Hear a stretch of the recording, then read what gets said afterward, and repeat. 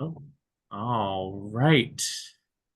Okay, well, good evening, everyone. Thank you so much for coming. I really, really appreciate everyone taking the time to be here tonight. I know that tonight is a conversation about education, and most of us are connected to education, and this is a school night in August, so that time commitment does not go unnoticed and unappreciated. So thank you all so much for being here. My name is Harrison Bleiberg. My pronouns are he, who. Um, I like to include pronouns for all languages I speak because in my day job, I am a Hebrew and Judaics teacher at the Alfred and Adele Davis Academy here in Atlanta, and I am also fortunate to be Sojourn's board secretary. And I'm so excited to be steering this conversation tonight. And before we get started, I just want to give some extra special thank yous um, to Rose for running everything tonight, keeping this Zoom room maintained, playing some music to get us warmed up. Of course, thank you to Rebecca Staplewax, our executive director here at Sojourn, and to the Bremen Foundation for their support of this series, and to, of course, all of our panelists who we'll get to know very soon, and to all of you for making the time to be here. So to start us off, so our panelists, we would love to just take 2 minutes. Please share your name, your pronouns, and your relevant background, your connection to education. So in no particular order, just folks I see on my screen, and you're welcome to pass to the next person after you're done. Sylvia, would you like to start us off? Sure. Hi, everybody. Sylvia Miller here. My pronouns are she and her, and I am a Jewish educator and school counselor at a private modern Orthodox Jewish day school in Atlanta, Georgia. I retired last year after 29 years and have started a private practice and excited to be here. I'd love to hear from you, hear what you have to say, and together we can discuss the importance of what it means to support our youth in the Jewish world as we see it. Ari? Hi, my name is Ari. My pronouns are they, them, and my partner Elaine will be joining shortly. She's coming from another meeting. I am the product of Jewish day schools, entire K through 12, and now I am the parent of two girls who are in our local Jewish day school. They started first and third grade. They're at one of our Jewish day schools here in Houston, and so it's been interesting navigating as the only LGBT family at this Jewish day school. And also working in the Jewish community. So I'm looking forward to learning about y'all, hearing what questions are on your mind, and sharing my experiences as it can be helpful. Oh, sorry. And I'm passing it to PC. Hi, I'm PC Ganger. My pronouns are they, them, and I am a public school educator. Right now, I teach in high school outside of Atlanta. But I have worked in the school system. I'm K-12 certified for my specialty.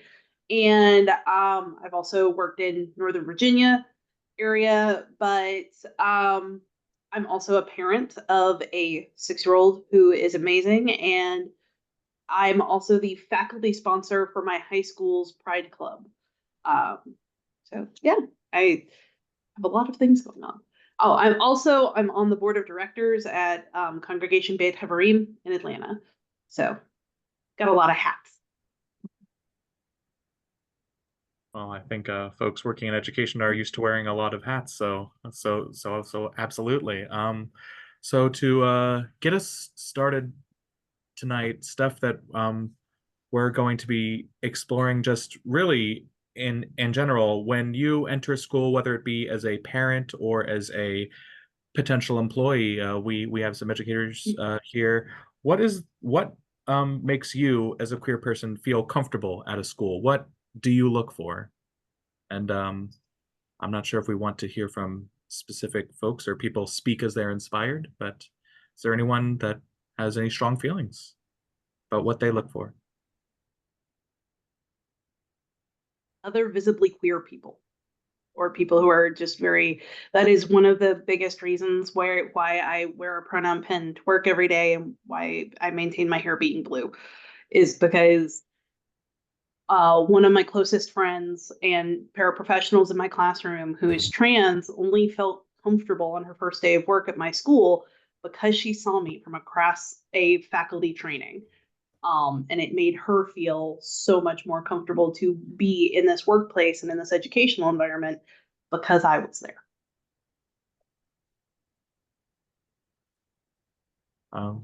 Would anyone else like to share? Do we have someone join us? Elaine is here. Hello. So we have already introduced ourselves. So yeah, I would welcome. Would you like to introduce yourself, share your pronouns and your relationship to education? Yeah, absolutely. I'm Elaine Klein, she, hers. I work in education. I develop science curriculum and do work with teachers all across the country. And then, yeah, I mean, I don't know. I feel like as a parent, think deeply about, the education of my kids, both through a Jewish lens and through a queer lens. And yeah, really excited to be here.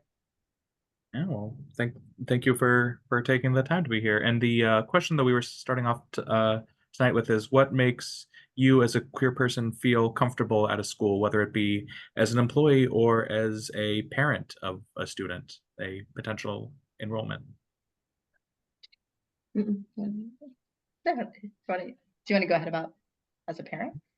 Oh, yeah, I mean, I would say as a parent, I walk in, I agree with PC that I am immediately looking for anyone that seems either queer or just remotely alternative. And like, I think we, different color hair, all the different little, like, might be maybe cool, at least cool ally. But also, looking for, are there books? Are there posters? Is there anything, even if it's just around, we all belong. Everyone's welcome. Inclusion is a value. I hate to say it, I set the bar pretty low these days, but just looking for something that says that we really value everyone. But then interesting, like Jewishly, I was thinking about school. A lot of schools, they do Shabbat on Fridays, and we've had friends who've had their kids go to school, and there's like the Shabbat like Ima and Abba, and it's like very very gender so traditional. It's not and I was thinking about how that we didn't, like, the school records are out, like they don't do that. It's just we all do Shabbat together, and they don't feel the need to confine. And I think that's something that makes me think, oh, cool, because they're not doing it for any this is like LGBT reason or lens. I think just like, yeah, we're going to be flexible with play and gender roles and that kind of stuff, and yeah, it's helpful. Certainly. And while other folks are thinking about their answers, I could share as well. Little things like if I exchange emails with someone and I see pronouns in their email signature, or well, I'm not a parent myself, but a big conversation has been the way registration forms are phrased, mom, dad versus parent one, parent two, or even more expansive language. Favorite is parent one and parent A. I've seen, so no one feels like they're second. So just little things like that, things that aren't big from an organizational sense, but if you're looking for it, you see it.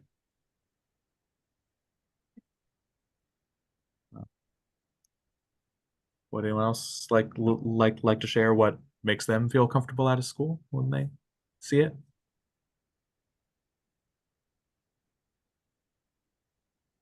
I like it when people ask me how they should address me because that has come up at some education facing things that I've interacted with. I would much rather somebody ask me whether I use an honorific, what honorific they should use, rather than just assuming what they think my honorific should be based on the way my body is.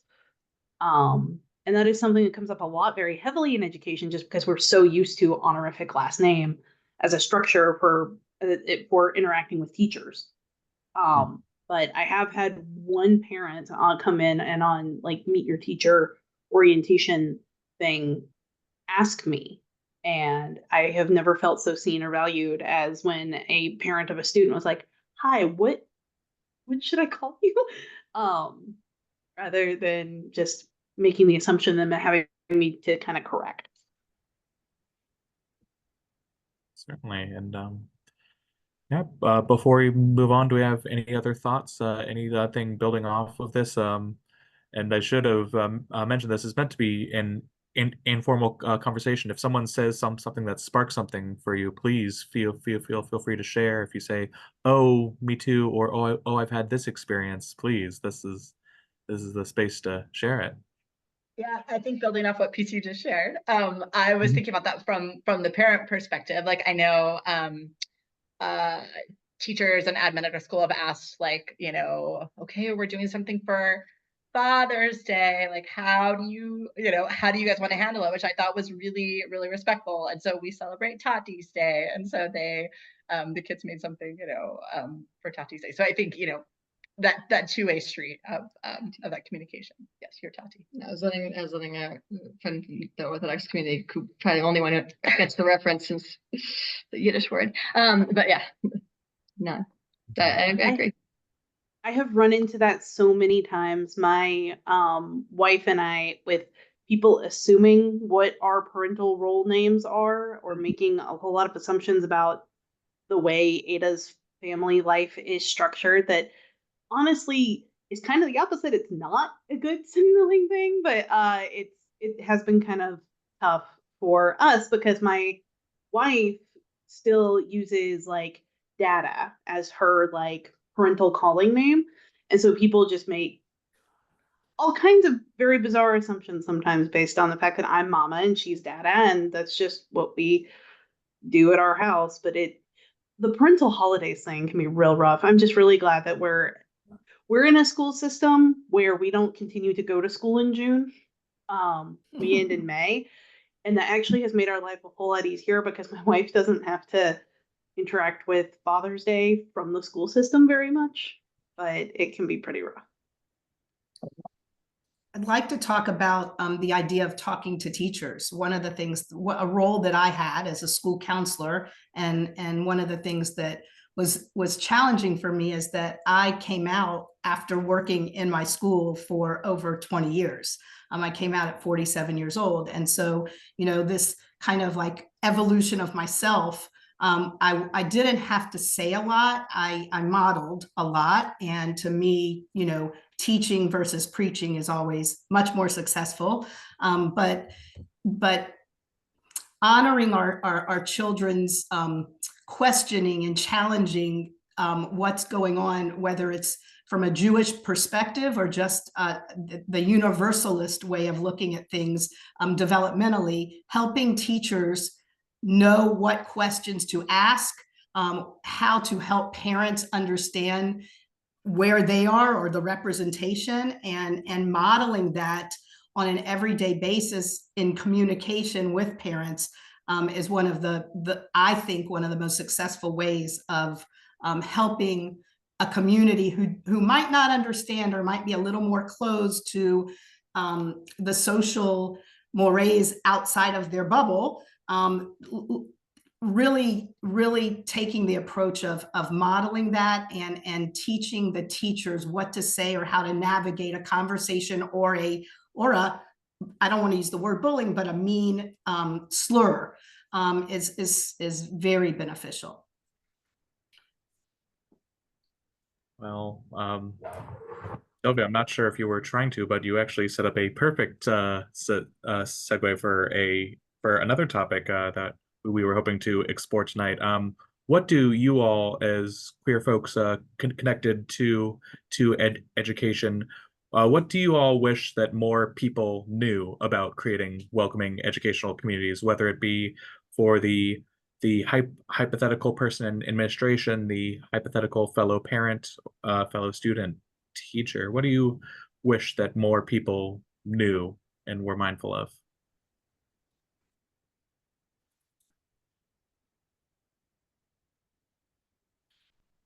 And while folks are thinking, I could share. Deborah has a. Oh, I think I saw a hand. One Yes, thing Deborah. I've noticed is like my children are in their 30s, and people younger than them and their generation too don't like it when they're like focused on when they come into a group, and like our synagogue has this practice of, it's almost like a Baptist church, you're a visitor, stand up and let us all look at you, and I keep telling them, younger people just really don't like that kind of, walk up to somebody and talk to them. I mean, so that's one thing. Younger people, I don't like that either. I don't like it either. Makes me feel uncomfortable. I'll say in my not only my world as a teacher, but in my world in LGBT advocacy, what I wish more people understood is when they hear the process of creating a more welcoming community, people instantly assume big things, big subcommittees, big hard conversations, and even the littlest things can make the biggest difference. I mentioned earlier forms and pronouns in an email signature. That really takes next to no time to do, but can make a world of difference for the people who are looking out for it, and being one of the little things that creates just a more welcoming school culture for everybody. One of the conversations that I had with my admin when in the context of our Pride Club that we have at my high school is that admin really wanted to create a list of all of the trans kids so they would not continue to accidentally misgender or dead name them. Both as a queer person and as a Jewish person, the idea of admin making a list of trans kids made me feel very uncomfortable in a what my wife would call minority stress kind of way, where once a list has been made, a list exists and can be used by anyone. That whole entire concept made me feel very uncomfortable in a way that a lot of my colleagues who were very supportive of our trans students, it didn't really strike them quite the same way. That they were like, oh yeah, that seems really great and helpful. And I'm like, okay, but who has access to this list? Who, is this list actually like beneficial, or could this be used to accidentally do harm? And I know that is definitely a perspective that a lot of my colleagues who are much more in the ally camp are not as accustomed to thinking about. Certainly. The word welcoming is interesting to me because I think about it in terms of like the receiver versus the giver. And I like to use the word belonging because I feel like sometimes the idea of welcoming is a great idea, but people often fall short because we don't know what that means to each person and every person. But we do know that, and evidence is research is there that says that if you feel as if you belong, and that is also very personal, but if a person feels that they belong, whether it's a kid or an adult, there is a high level of mental well-being. That does correlate, the belonging and the mental and I guess emotional well-being. And so if we look at it as maybe a feeling of belonging versus welcoming, which could be misunderstood or maybe fall short, then perhaps that could be a different way of looking at in communities that struggle with that notion. Or what does that really mean? So if the people in the community or in the school or in the classroom feel as if they belong, it might not be in the sense of welcoming the way that certain people may feel that way, but if everybody feels they belong, that might maybe it's not enough, but it certainly does help, and I think make for a healthier environment. Sure.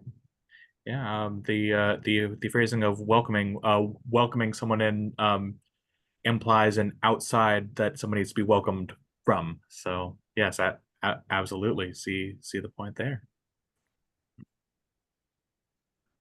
Oh, I appreciate that distinction, Sylvia.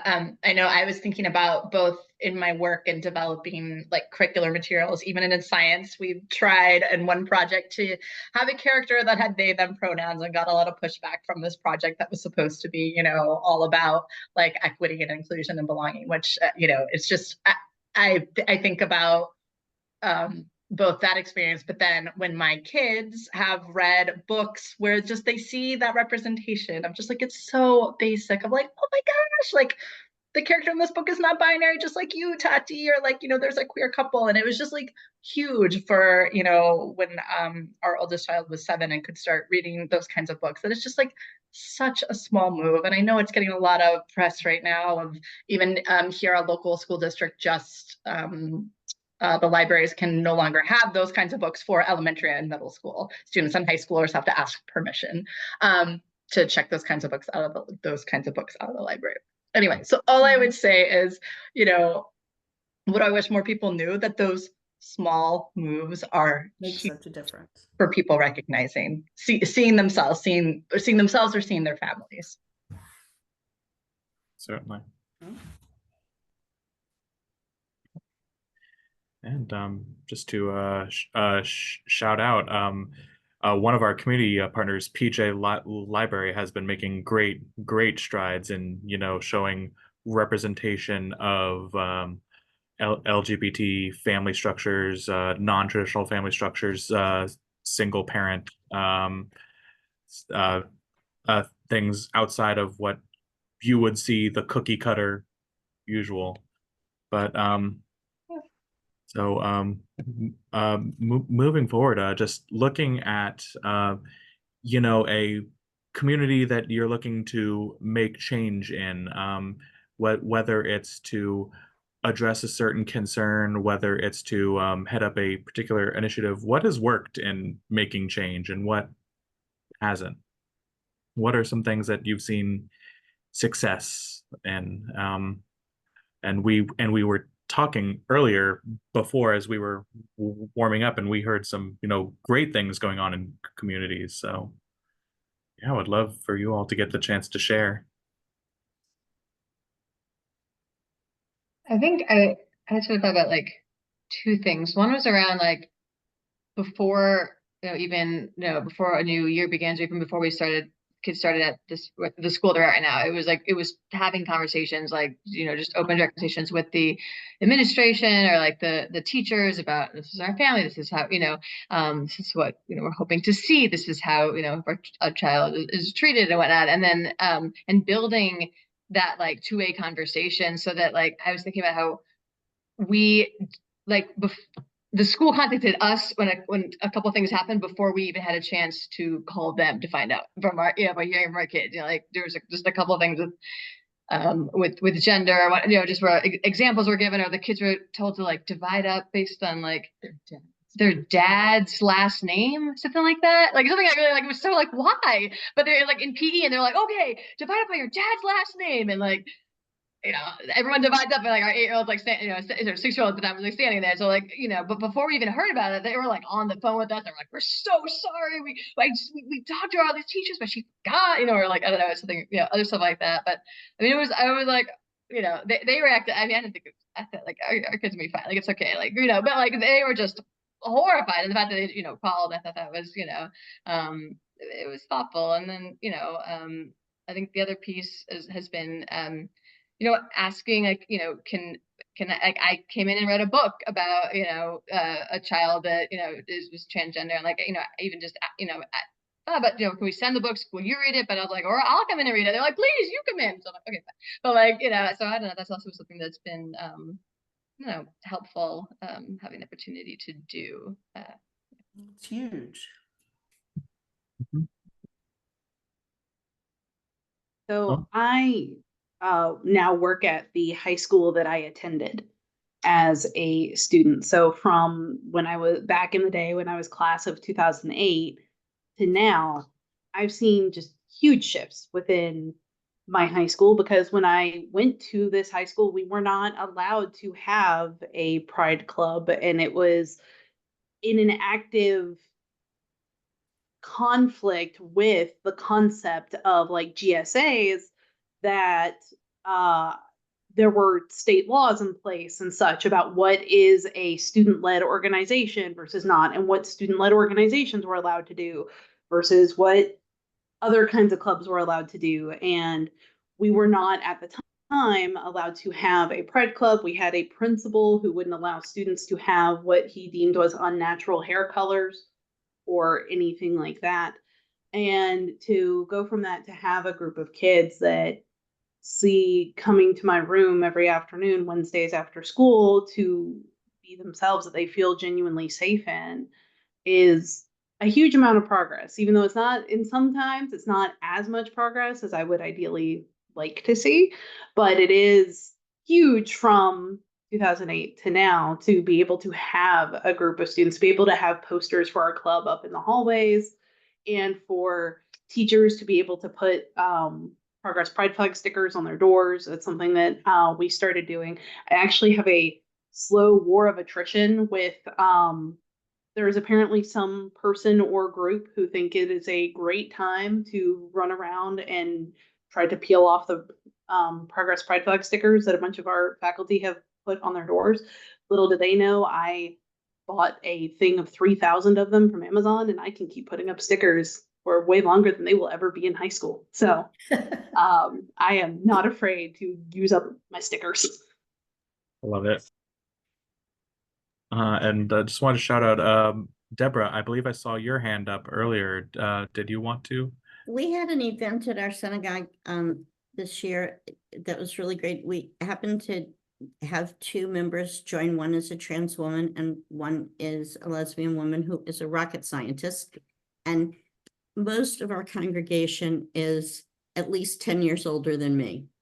So we had this event where we had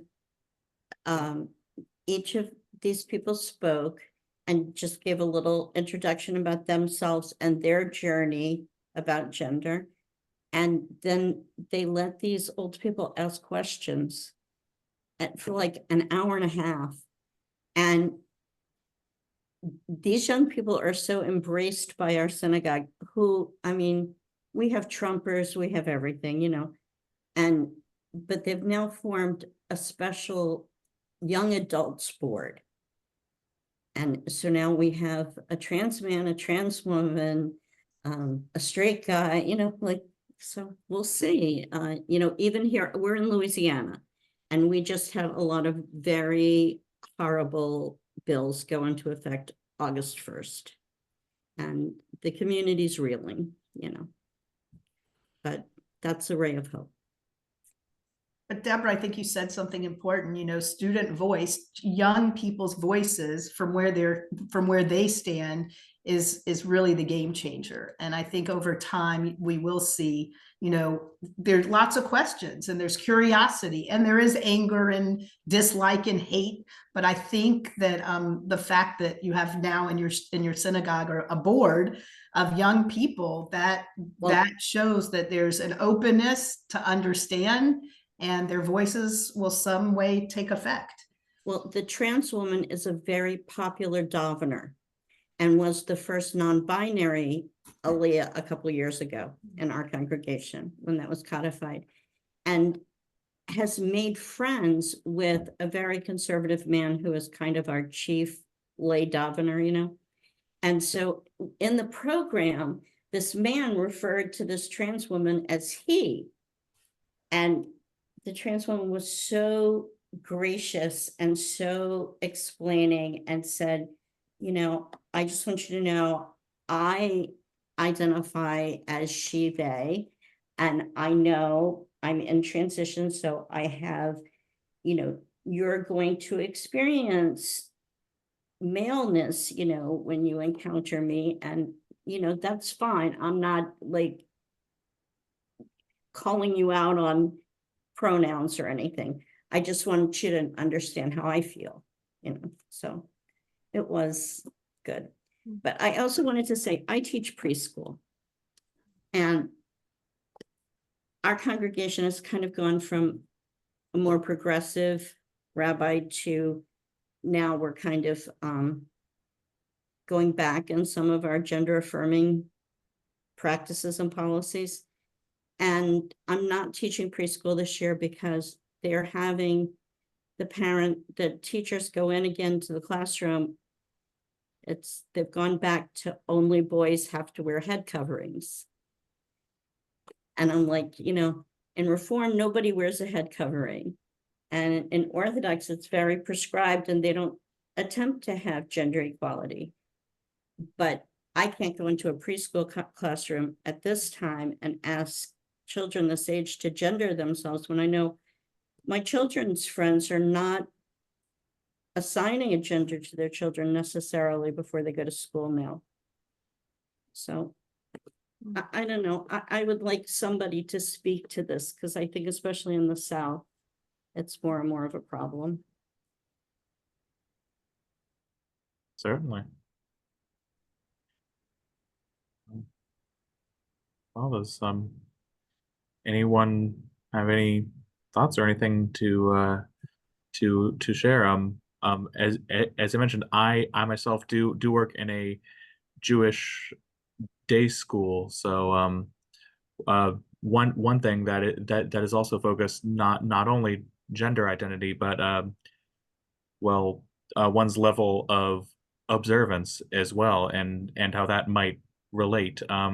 To borrow a term that I've seen around, from shaming, I go out of my way personally in my classes to acknowledge this diversity of at least Jewish practice, and while I teach about tradition, say, well, here's how it looks here, but that might not look the same everywhere. So I think in terms of this being a Jewish conversation as well as an LGBT conversation, there's a lot of overlap in that Venn diagram of personal identity, personal observance. Just FYI, I go to a modern Orthodox synagogue, and there is a person who identifies as a they, them, who wears a black hat sitting in the women's section with a suit. And there's someone who wears a kippah. And there has been, I believe, seeing what I've seen over the last really 5 years, there is a acceptance. There's always that, did you see the they in the women's section? But there is one or two of those, old bubby yentas who will say something like that. But the fact that, the young people see that, and the rabbi, I don't know if he would use the word embrace, but I believe that's an embracing allowance of that is a beautiful change that is coming along, and as slow as it might be. And on the other side, with young children in preschool with the kippah situation, it's complicated when you have leadership that is promoting that, but when you do have leadership that isn't, and is really embracing it, even if it's not saying the negative, there's something to be said by that. And so it's complicated, and change just takes, we all know, takes so long. Something I thought I just might add to this conversation. For all that there are always the absolutely incredible people who can do something like lead a whole congregation's Q&A, or be the person who maybe stands out in how they dress or how they present themselves. For all of that, there are always the people that are not in the mental health place to be able to do that. Even though, and that's one thing that I found that can be very challenging in my synagogue context, where I am a non-binary person. I'm the first non-binary or trans person to ever serve on our board of directors.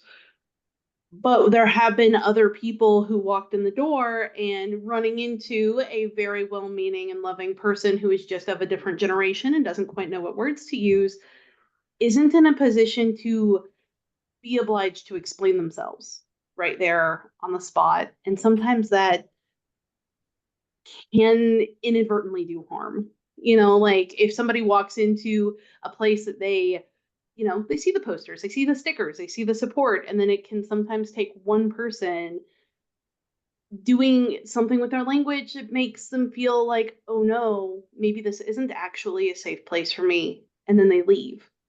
And that's something that we've run into a lot, or that I've seen a bunch in our synagogue, is we try very hard to, like when we come in, we have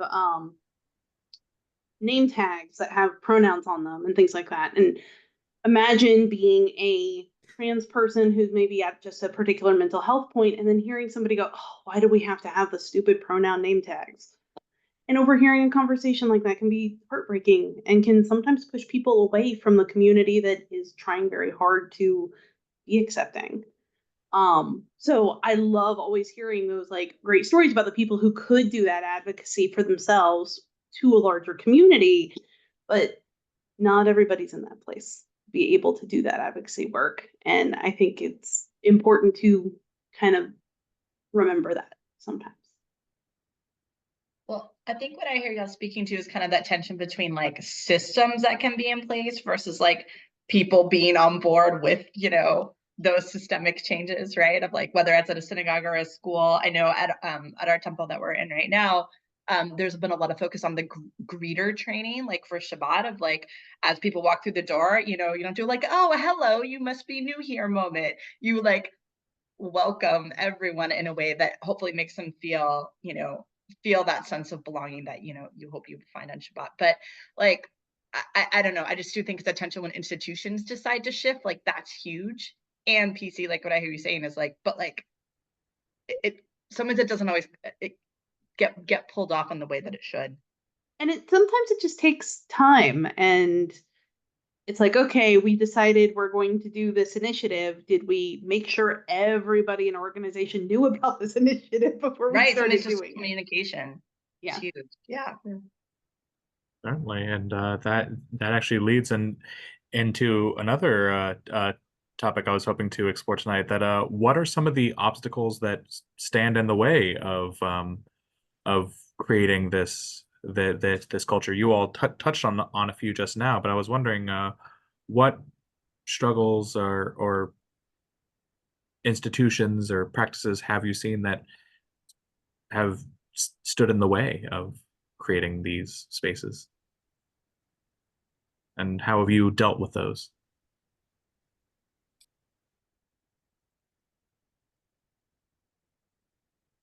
And one thing that comes to mind is thinking again the tension of the community versus the organization, the people in power versus the people with the money, and like I was thinking about some of the tensions that have happened here when the synagogue that's affiliated with our children's school was partnering with our federation on like a PJ Library Pride Play Day intended for like LGBT families, and there were some like very conservative and very anti-LGBT, you know, donors and board members from those two organizations and beyond who were just outraged because when you think about the tension of like books, what you know, book bans, and then children, and then you know, I mean, everything just it's interesting because on the one hand there were some like very subtle changes with like the language about how the event was described. On the other hand, they still had the event, but I think it's a constant tension. Like when you have, you know, a major donor funder that's really upset with something that your synagogue, school, whatever is decided to do and is threatening to walk, and you know, and it puts and I feel for, you know, I'm not at that level of leadership where, you know, I'm not, you know, or a CEO or a rabbi where you're just like really, you know, like you want to stay true to your values and you have to think about repercussions. And, you know, I don't know, I think it's been, I think it's a challenging thing, like what concessions you make and when you just are willing to say, no, you know what, there's enough other people. If we lose that gift or we lose that donor, there are other people that are like, you know, never think the flip side is like think about who you're going to lose if you don't say if you don't stay you know, true to your values, or you do cave to that one doing it, right? Like it's like it goes both ways. So Definitely. I feel like one of the things that I run into in my school context is sometimes even things that are kind of unique to being in the South, like the way a standard is written for health can be difficult, or biology can have some moments in it for a lot of my queer students that I interact with Pride, where sometimes just the fact that people have been, photocopying the same worksheet that they've had since, 1987, or the fact that standards have not updated in according to the same kinds of timelines that we would ideally like, means that sometimes kids are having to sit in a classroom and learn from a teacher things that are invalidating to who they are. And that's heartbreaking whenever that happens. And I'm not in a position to be able to do anything about it. I am one teacher at one school, but I can be an outlet for the kids who need to talk about it, is just about all that I can effectively do on my level of the world. What's in our control. I would just make a plug for, if y'all don't already know, the resources at Gender Inclusive Biology. It's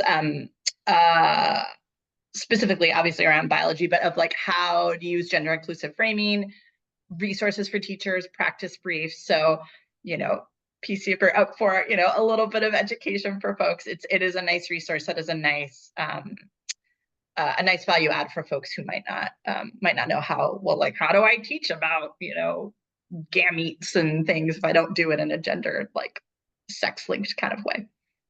That's great. Thank you. Look into that. Yeah, and to up of something you said PC, just looking at one of the things that, well, I think some teachers are guilty of, just using the same copies over and over again. The 1987 textbook that's been photocopied 20 times until it's barely legible. Just the importance of updating curriculum, not just because of standards and pedagogy, but things like that could slip in there. I mean, a less dramatic thing. I was looking at some curriculum the other day, and there was a lovely story about someone who had a friend from the Soviet Union that she went and visited. So, maybe update that. But no, and other things like family tree activities that are pre-labeled very specifically, specific ways that do not leave room for flexibility. Just the need for all teachers to pivot, not just because of the nature of teaching, but the nature of being inclusive to folks in their classrooms.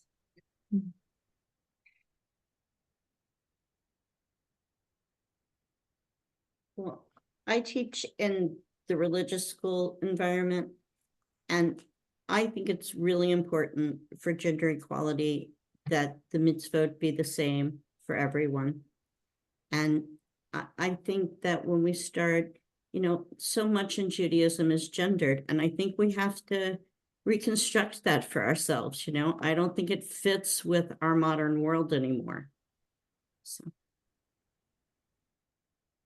Yeah, and definitely as a Hebrew teacher, the very nature of teaching Hebrew, there's language there. And while we're uplifting resources, the non-binary Hebrew project does an excellent job of, creating grammatical structures around that. So sometimes just the very nature of the language, if it's a foreign language that we're teaching, can sometimes be an obstacle.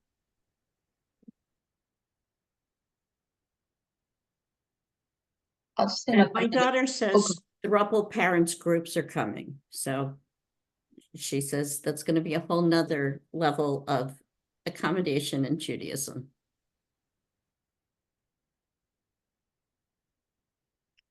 I just wanted to jump in while we were sort of thinking about challenges. I mean, I'm sure I live in places with like legislation that is happening, right? That is very exclusionary. I know, Deborah, you spoke to that happening in Louisiana. Obviously a lot happening here in Texas too. But I think it's like there's the on the ground devastating, repercussions of the actual laws that are put into place. But then also the perception of then therefore we can't do X, Y, and Z. Like I named that example earlier of trying to have a character with they, them pronouns in our book about science. And it was shut down for this nationwide project because of the perception that, ooh, well, if we want this curriculum to be taken up more broadly, ooh, I don't know how that's going to go. So I feel like we just need to walk it back. And it was, I don't know. I just keep going back to that example. It was really a disappointing moment in my professional life. But I think, again, it wasn't that they even got to the table and someone in a, conservative state was like, oh no, we wouldn't adopt these materials. It was like, ooh, I don't know if we should even go there. So again, one of those tensions of like systemic change and just like how that is so slow and so incremental. But sometimes it's just about the fear of repercussions rather than actual repercussions.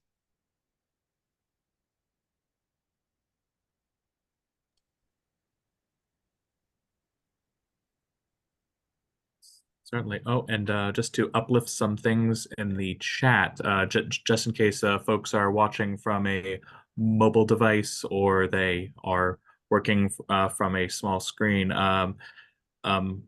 we have a link to the non-binary Hebrew project here. We have some information about one of Sojourner's programs, EDGE, Early Development for Gender Equity.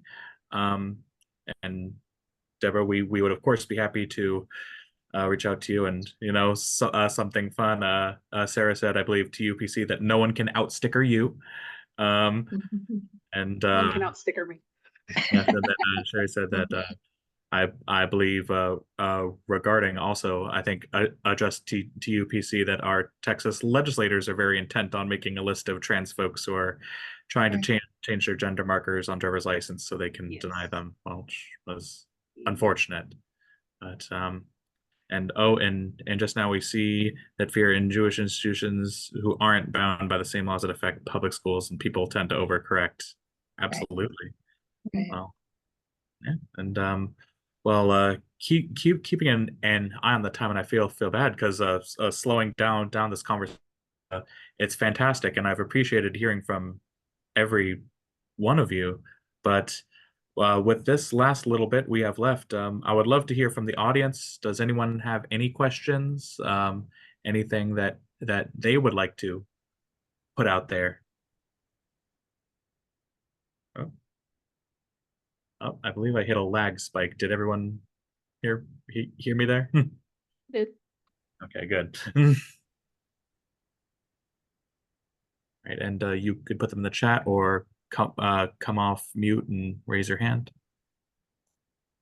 It's Sarah. Really enjoying this conversation, even when the situation is awkward or the materials are from 1987. I appreciate the educator that says, this doesn't make sense. Let's talk about this important idea. Absolutely. Sherry. Yeah. Hi, I'm Sherry, cantor in Fort Worth, Texas. My pronouns are she, her, hers. I have a congregation that actually I created because the congregation I was previously at, they weren't really interested in advocacy for the LGBTQ community. I have 3 queer kids, all adults who were raised here, none of whom live here.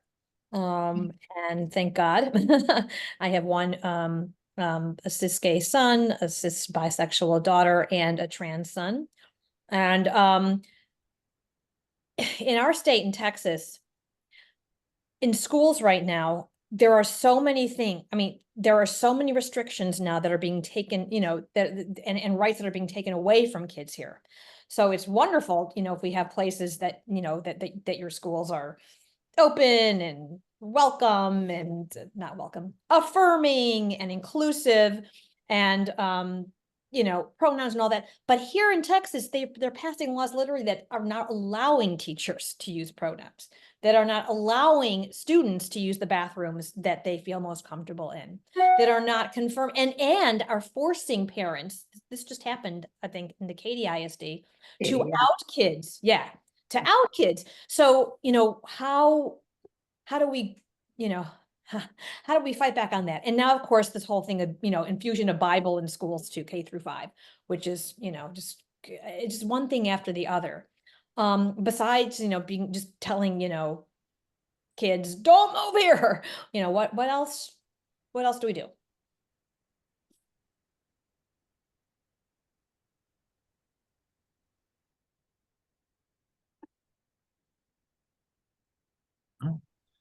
Um, I mean, Sherry, I'm happy to speak to this. And I know that this is something that you've heard before because you're involved in the spaces where we talk about this a lot here in Texas. But, you know, as Jewish communities here in the state, there's often not a whole lot we can do to change, the laws that affect our public schools, but we can provide spaces that are an alternative to those, like knowing that our students in public schools maybe aren't getting those affirming and celebratory spaces, maybe aren't being called the correct name or the correct pronouns, maybe aren't don't have adults that they feel safe to talk to without that fear of being outed, that the youth that we interact with through our Jewish communities, that becomes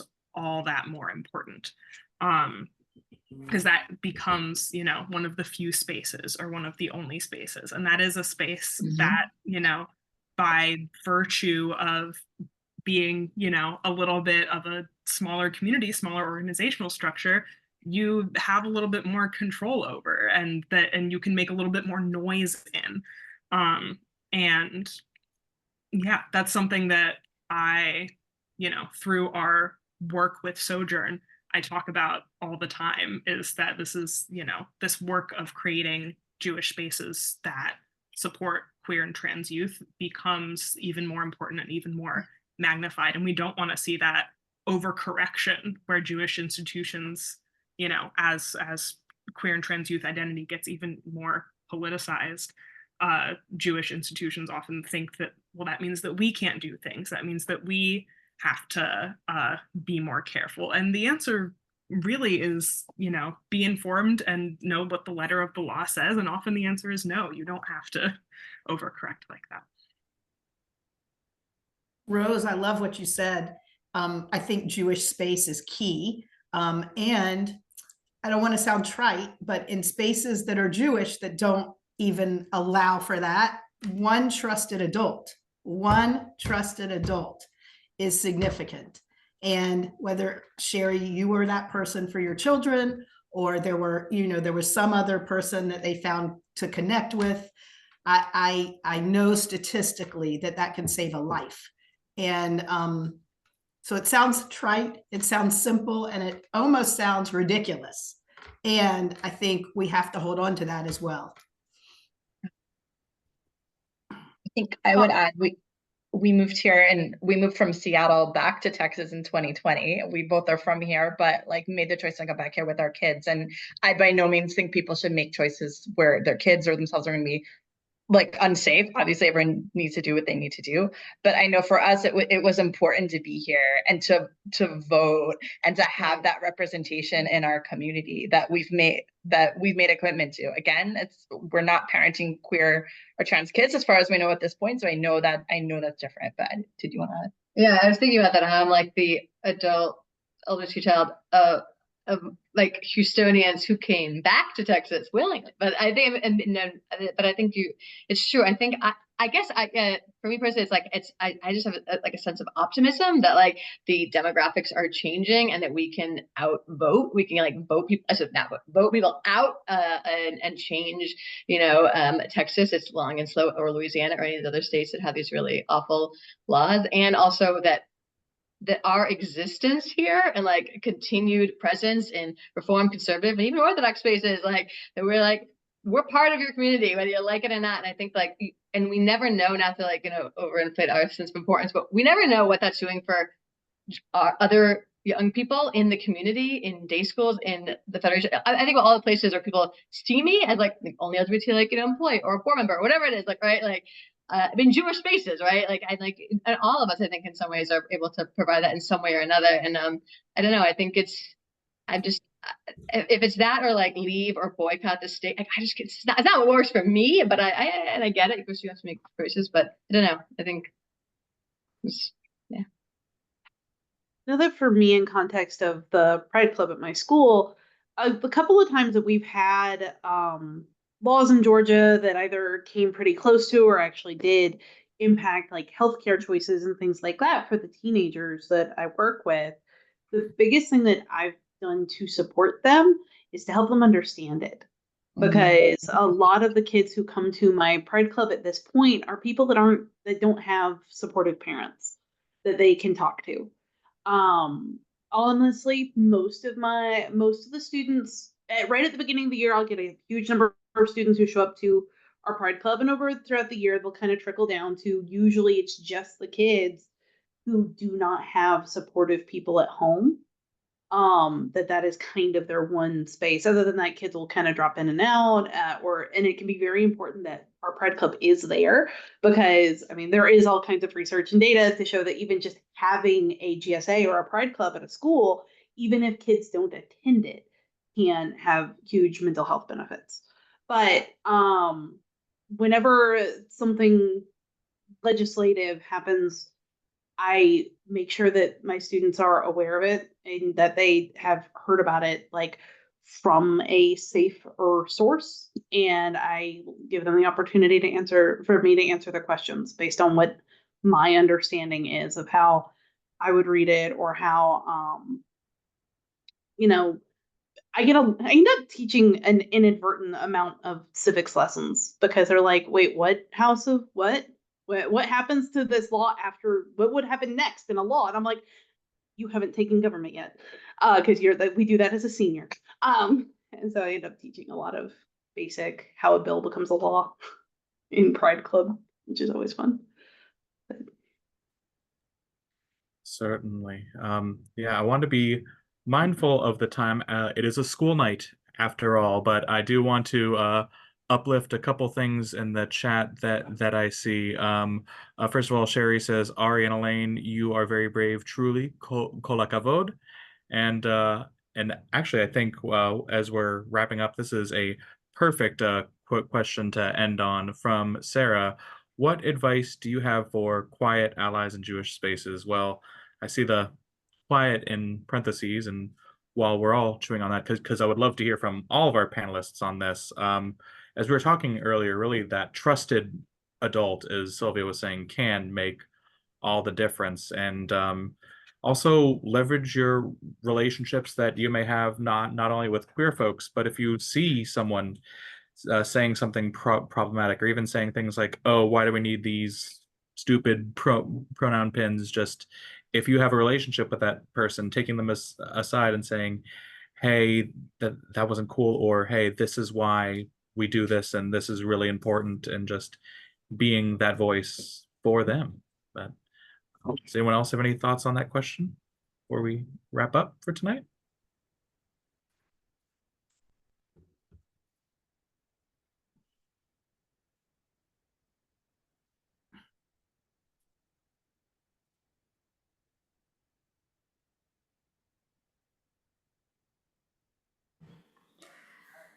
I just want to say, in terms of that question, that's really like, the silent friend. It's really the ability to be present and witness, and when you were talking about the small things that people can do, and that, like, just introduce yourself with, your pronouns, or and it depends on I guess, the situations, but is, when we were talking about Jewish values, if that's a thing, shame is the last thing that you want to do, because that will just push people away. So sometimes it's about what you don't do as opposed to what you do.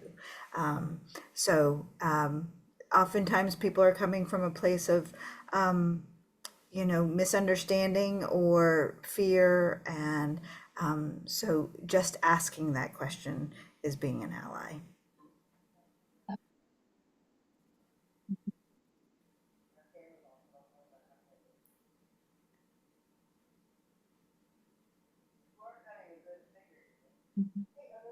We should, class dismissed, right?